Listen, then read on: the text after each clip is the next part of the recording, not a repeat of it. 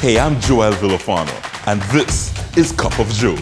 I'm from Sweet T&T. The Caribbean is my home.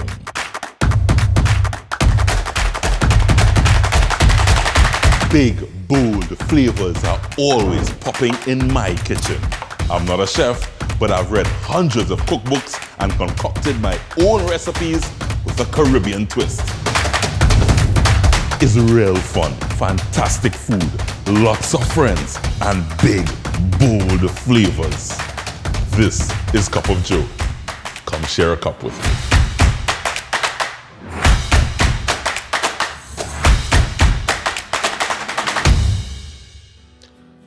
Cheesy biscuits. That's right. I'm rolling out that recipe a little later on in the show. Lots of fun. This show is a big one. I think this kind of will wrap up our Carnival TABANCA period.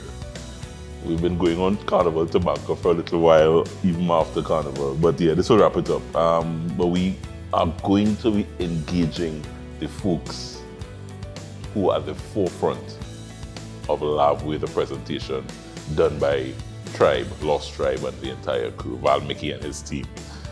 That was a fantastic presentation, and we are going to have the guys, the star of the show, NICOLAI SALCEDO, here with us. First of all, let me not get carried away. My cup of inspiration to start things off. It goes like this. A lot of things broke my heart, but it fixed my vision. Things that break your heart sometimes just re-alters your line of sight. It fixes your vision. Yeah? That's my cup of inspiration. Now, here's what's coming up on the show, guys. And I get that in there, and I just kind of gently get the egg yolk and the milk. Very gentle for a big man. Yeah, I have sometimes you had to be gentle. You had to be gentle. So. I'm so warm.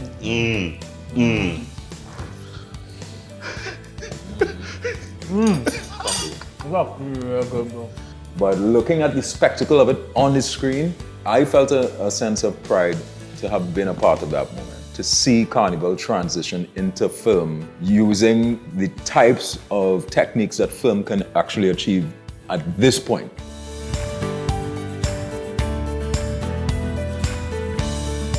Alright guys, time to get the show started, and as I told you at the top, it's all about the film LAVWAY today. We're taking a little look back, and we have some key characters here. He is a musician, a writer, a visual artist. I'm running out of fingers. But most importantly, you last saw him starring in the film LAVWAY. Please help me welcome NICOLAI SALCEDO.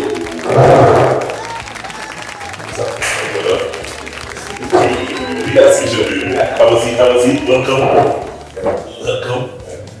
So you would have appeared on Cup of Joe, I would think what? I don't even know. I think that's at least 4 years ago. No.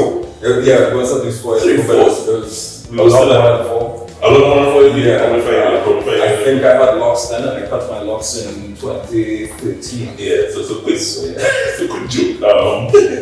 When NICOLAI appeared on LAVWAY, I saw him on, he was, I don't know if they probably just showed that he was big, beard, and I said, nah, that's not the same guy, that was his brother. I said, that can't be the same guy. But it was the same guy. Yeah. So when I called you, I said, I had to call you to make sure, and same person.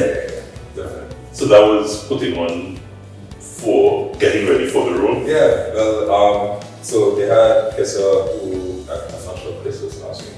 Right. But Kessa was the hair stylist for LAVWAY, and she actually glued on the hair. It was really a fantastic process. And the first time I ever had to go through anything like that, you know.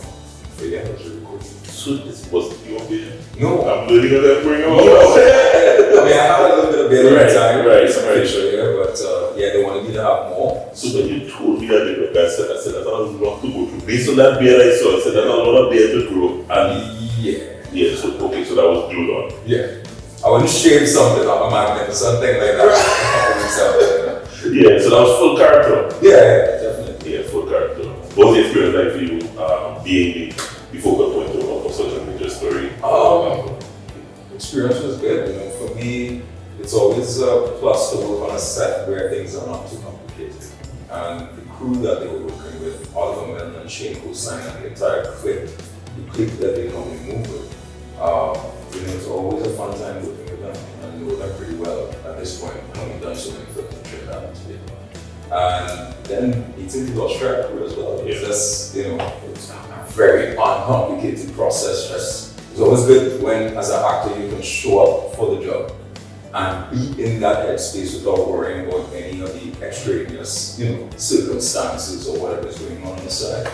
And I wasn't aware of anything going on. So that was just great to reach there and just fall into the character. And to do that, you play the role as this fun.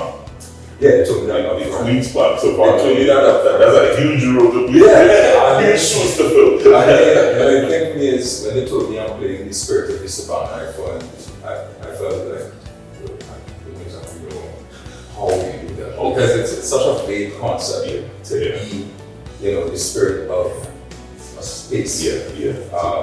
But I think it came off well. You brought it to life. NICOLAI is with us for the entire show. We're talking with them. We have another one, Chocolate Brownies, who was very, very instrumental in that whole process, and that was the production of LAVWAY. But on the show, what we do, we need to feed you. Right. Yeah, we roll out recipes. Yeah. We have fun with some food and some friends. And I want to introduce you to one of my very, very best chef friends. And she said such a really funny name is Chef Cheryl-Ann Shortt Charles. Cheryl-Ann Shortt Charles. Yeah! I see all my name. You was expecting somebody about that. I had to show you, but her name is so long. Yeah. And she is just this little piece of lady that is so wonderful and wrote out a fantastic recipe. So Chef, welcome. Hi. You are rolling out another recipe using Daisy coconut oil. Yes, I am. And today we're going to bake with it. You're baking. We're baking with it.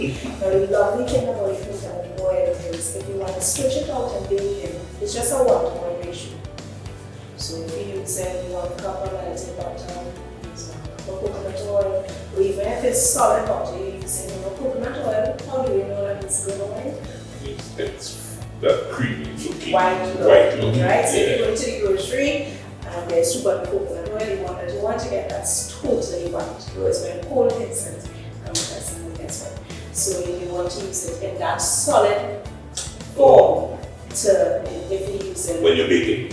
Right. If you use it just whole butter. Okay. So we're going to be making some brownies. I replaced the melted butter and that kind of stuff with it. And what it did is I love chewy brownies. I don't know about you, right? So let's get started. And it's very simple. It's very, very easy, right? We have sugar, some flour, cocoa powder, chips, of course. Mix that together. You only bought no ingredients. No ingredients, not yet. And I know I love chocolate too. So we have 3 eggs. Right. And you want to before we start the eggs, you want to preheat your oven at 350 degrees Fahrenheit.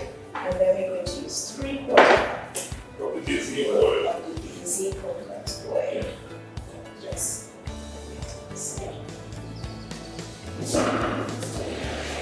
and it's going to bake for just about 30 to 25 minutes in the oven.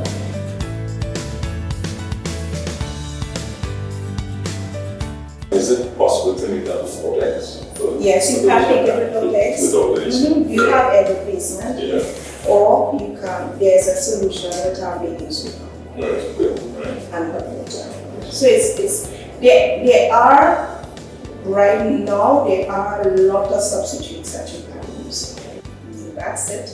Quick, easy, and into the oven. Makes a whole lot of time. 350 degrees Fahrenheit, for 35 to 40 minutes. 55 to 40 minutes. Based on if you are bouncing and I learned that today. Yeah, never told me. So, well, I don't think you should have any. So you're doing NICOLAI? Yes. Don't share it, please. Don't share it, please.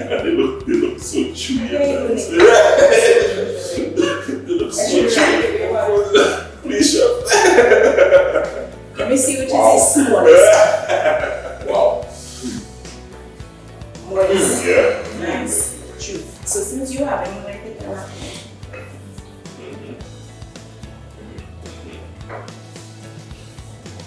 And the oysters are brought out by the easy coconut oil. And the coconut oil is very healthy. Yeah. In anything. And chocolate, which you say is also very healthy. Of course it is. So don't have things to do like that. Sure. Thank you. No problem. If I enjoy it. Another recipe to and we're talking loudly. One of our Cheryl-Ann and all the folks at Days Coconut Oil for making it possible, perfect for frying and baking. And this is a wonderful oil that you can find on the market here locally. Come on back. The man, NICOLAI SALCEDO, the man behind the film, or in front of the film, LAVWAY did production over the holidays. Come on back. Roll out a recipe is brought to you by Daisy Coconut Oil.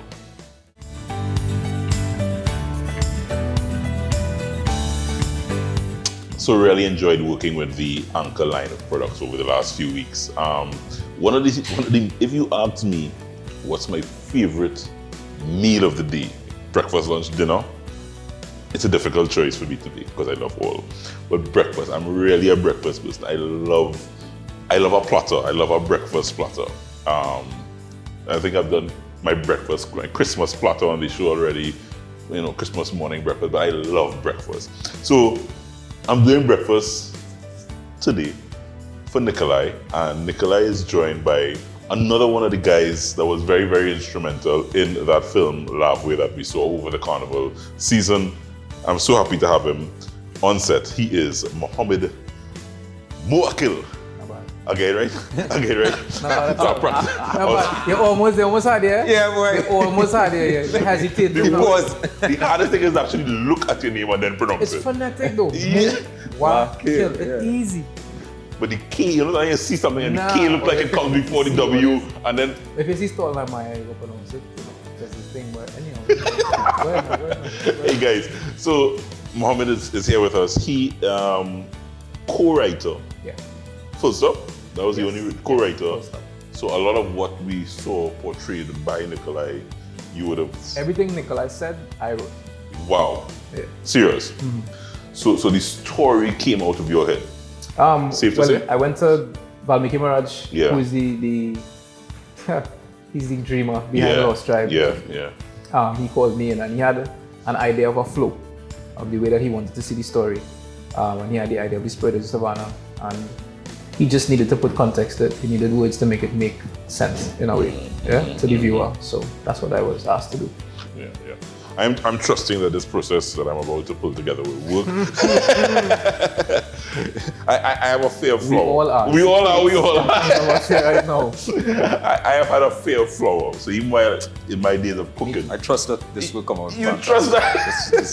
So flour sometimes just gets me nervous. It just gets me nervous. Yeah. So over the years, I tried to conquer that fear. Okay. As you should do in life, Yeah. So I'm doing a breakfast biscuit that I will present a platter with you guys to have a nice breakfast, kind of. Nice. I can eat breakfast whole day. Right, true. I love breakfast. The idea of breakfast, eggs. I can do eggs for dinner. Right. That's how I wrote, right? So, all right. I'm not doing eggs today, but I'm doing flour. It's a cheesy, because we were using some wonderful products from Anchor, it's a cheesy biscuit. Nice. Real simple, real easy.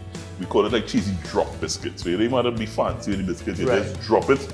It bakes, rustic kind of vibes, and you have breakfast. Right. Let's go!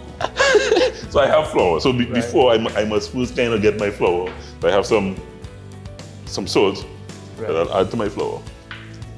Some baking powder. Right? You can, guys, of course, get the recipe on our YouTube channel. All the different combinations on our YouTube channel, Capucho Caribbean. I just want to mix in all those dry ingredients together. I then add some butter, as well as I want some garlic in with that butter. Now, if you don't want to use fresh garlic, when I can use fresh ingredients, I do. I feel fresh. But just, some people peel the garlic. They may not have one of these, where I can just simply crush my garlic and I get garlic. You can use garlic salt. Nice. But where I can use fresh ingredients, I really. I mean, why use garlic salt if you have? If you have fresh, if you have fresh. So yes, you're all thinking of it. So this is a little tool that my wife gave me. Nice. And I started to use it. As you should. As I should. And it's really just to kind of get the butter and the flour mixed in and incorporated. But you see the crumbliness? Nice. Yeah, Okay. you see the crumbliness. And when you know it's right as well, I'll tell you when you know it's right as well. When you pull it and you do that, Nice. and it comes together like that. I've done it before. I see I've where done it before.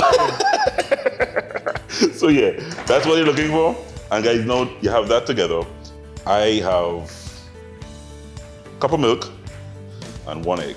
And I get that in there, and I just kind of gently get the egg yolk and the milk. Very gentle for a big man. Yeah, I have sometimes you have to be gentle. That's- You have to be gentle. So and just get it mixed in there, and then you throw all your wet in there. Right. And then you add. Cheese it up. Now this is sharp cheddar, so it's from the new specialty line of Anchor cheese. I mean- you know how wine and cheese kind of vibes? Yeah. This is how the sharp cheddar could come across. But it's sharp cheddar, it's not the ordinary cheddar. Right, yeah. It's a sharp cheddar that's fantastic. Because it's cheesy biscuits and I want that cheesy bite, I'm using the sharp cheddar. So I add it straight in there and I mix. I'm gonna make that. And this is so, you see, that's the moment you will make it. Because it's simple, real simple. 1 butter, 1 dough. Make sure the flour, the eggs, the milk, everything comes together. Yo, the measurement's perfect. And the The measurement- color come together. Easy. And now it's time to do the biscuits. So I have a greased dish. An ice cream scoop is your best friend here. Nice. You want to take a little bit and just drop it. Yeah. That's all you do. So no fancy shape. Yeah. This bachelor kind of food. Right, You know? yeah. You quick drop. Now, important to leave a little space, but when it goes in the oven, it'll spread a little bit. Right. Bam, in the oven. It bakes for no more than about 15 to 20 minutes. Nice. And you have biscuits. What is it? What temperature is it baking on? It's baking at 350. Okay. And through the magic of And you get these wonderful. Wow. You smell that cheesiness? That Anchor cheesiness that you got there? It gets even better when I present you with one of my platters. what? So today's a breakfast man.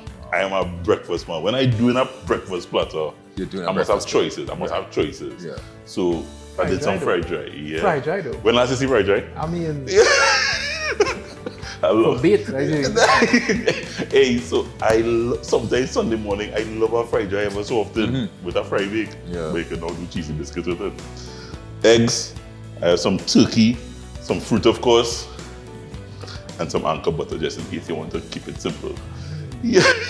I didn't know I was coming here. You didn't recognize it was all that. You didn't recognize all that. So taste up, guys. Thanks to the folks at Anchor, we have breakfast. We have breakfast. Bro, We have breakfast. say less. Yeah. I'm so warm.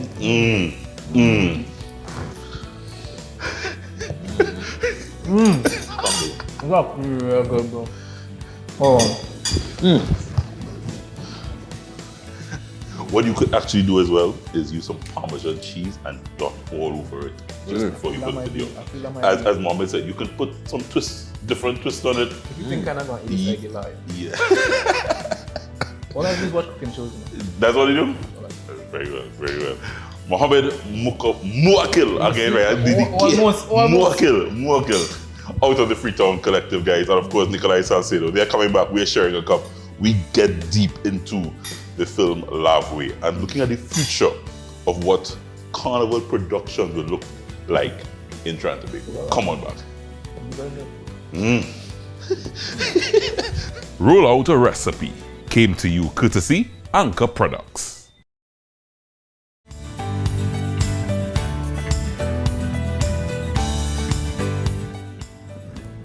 Close your borders now.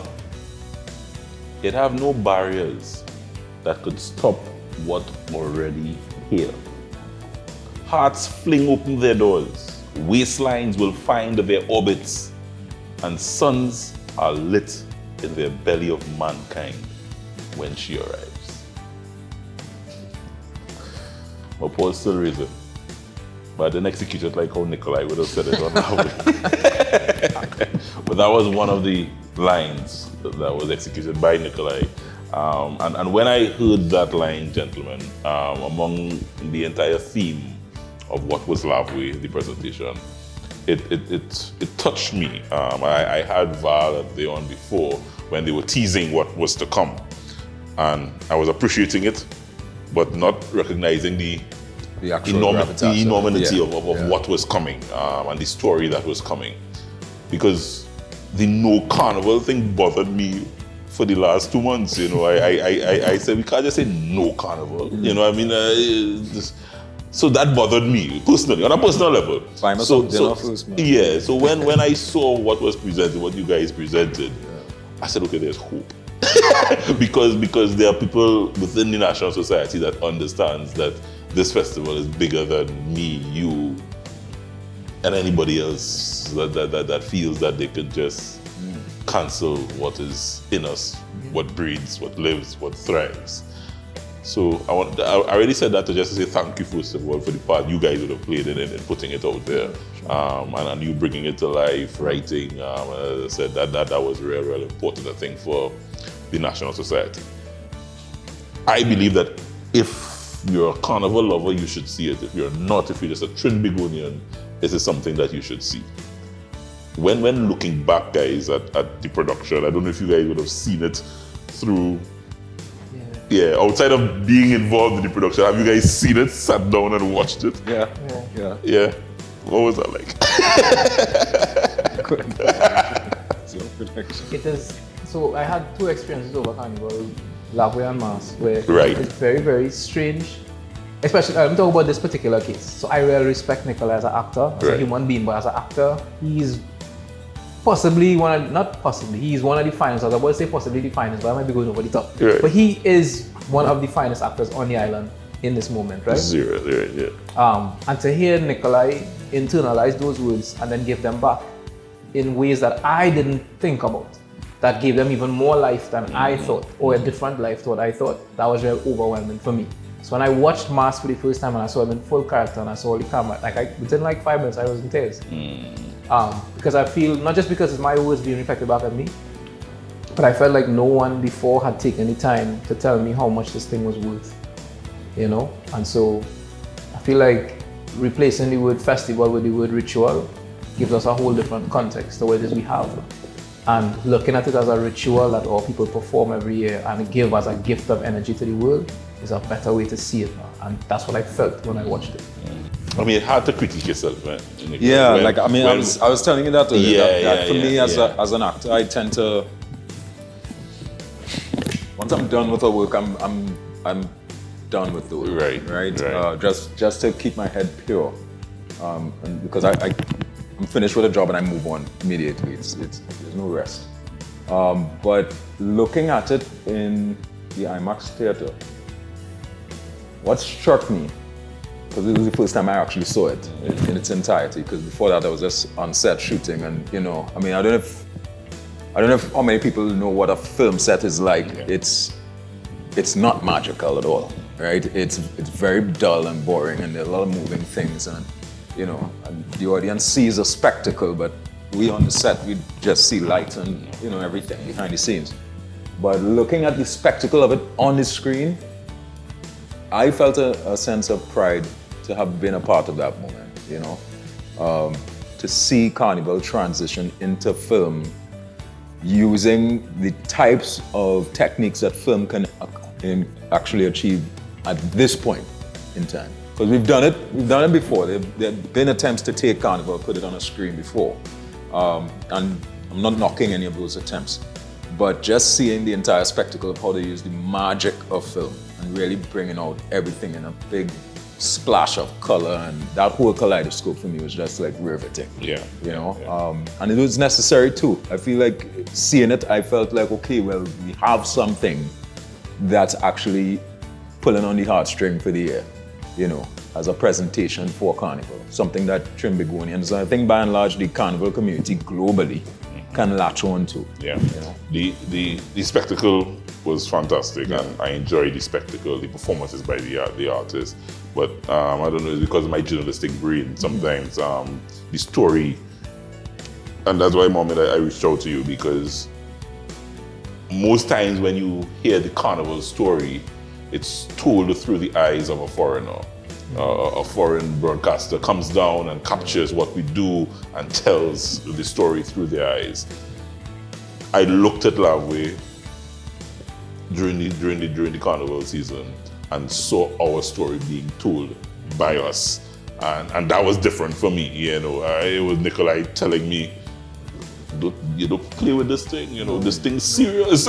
She come in, you know, you can't stop her from coming, you know, and that was different. That was different for me, NICOLAI. When I think about what our ancestors have been through, right? I mean, all of our ancestors, because sometimes we tend to feel like there's a monopoly on pain or something, right? Although many people, you know, our African ancestors would have gone through a far longer period, and they would have gone through different things to our East Indians or the Chinese. But all of our ancestors who came here had some sense of loss, they had some sense of despair, they had some sense, a lot of that energy was brought here. We could have made anything, and look what we make.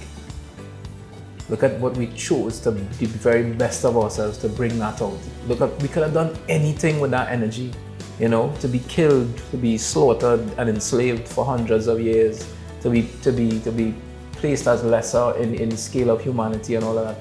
And then out of that, to bring this, I mean, you can't play with that, you know? You can't play with that, and I think that's the understanding that we have to continue to give our children, because we look at Carnival and so many people want to just say, it's a pagan festival, it's just sex thing, it's just... Go deeper than that, you know? He was talking about the, NICOLAI was talking about the mass before, and there's a difference between the Carnival and the mass, you know? And I said the difference between festival and ritual. And that to me is where it lies, and what we have to really tell the children, but not tell them in a way like, oh, you don't know your culture or whatever, but decide to give it to them in a way that it is undeniable, because it is already undeniable. Yeah. But how do you present it to the next generation to make them go, yes, I want to claim that, not I'm a culture, so I have to defend it. No. It's not to chastise them for it, it's just, you gotta invite them in on the experience. You know? As the next living embodiment of our ancestors, ourselves, like the continuation. Let it continue through the generation. Exactly. And that they could do anything what they want to do with it. You know, there's also no monopoly on creativity or on how the thing changes and evolves and morphs over the years. You know what I mean? So if we fail to make pan relevant to the next generation, and then they have pan on the greens, and the panorama sort of phase out itself or whatever, whose fault is that? You know what I mean? Is it that, you know, they're supposed to care about panorama just because we cared or somebody else cared before? No. You have to make these things consistently relevant. And if they fall out of relevance, regardless of how big of an institution you thought it was before, it is still on every generation to hold on to things and to release things. There's nothing that you could do about that. You know what I mean? But telling the stories, Muhammad, as I said, you know. I say, give us the Dimash craft. Give us the traditional characters, how you want to create, like, give us the space, right? The powers that be said, we are not imaginative enough to create a space for this to exist. We are not imaginative enough to create the space that is the height of imagination. All right, but we are. And not only we just saying we are, we showed you we are. Which means that whether you want to accept it or not, there's a passage there. Now, are you noble enough to say, I see that I was wrong, but I couldn't in my wildest dreams imagine a way forward. But I see that the young ones are imagining a way forward. Let me now consult with them. Or are you going to go, nah, I'm not interested in that. I'm not on Facebook, you know, or whatever. Yeah. I'm TikTok thing, I'm not about that. Yeah. Are you going to go that direction, or are you going to realize now it's a time for, right? We need to come together and collaborate. Because I think I know I myself and others have already begun to dream what these things could be, you know? So it doesn't have to be that these things belonged to our generation and that we look upon Panorama and Calypso Monarch with nostalgia. You know, we go there for this sense of, let's dream it. Let's dream something else, right? Because we are the wildest dreams of our ancestors. So what are we dreaming now? Whose ancestors are we? You know, and that's how I feel about it.